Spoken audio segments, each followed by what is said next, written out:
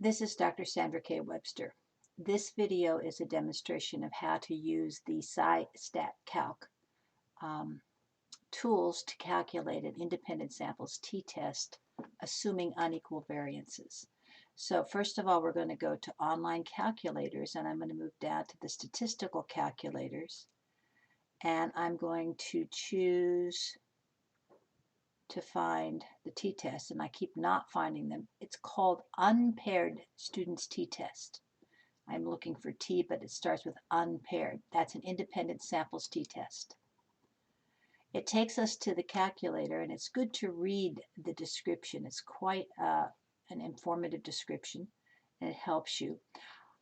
I don't like to type in values with commas between them, so I am going to choose a file that I've already prepared. This is a CSV file, and I called it problem 6 because this comes from problem 6 on my last test. It's got all the values with commas between them. I scroll down, and I could check to enable Welch's algorithm for unequal variances. I already know that this has got unequal variances, and I'm going to perform the unpaired students t-test. The results are in front of us. Group 1 has 15 samples. Its mean is 28.5. The variance is 183.4. The standard deviation is 13.5.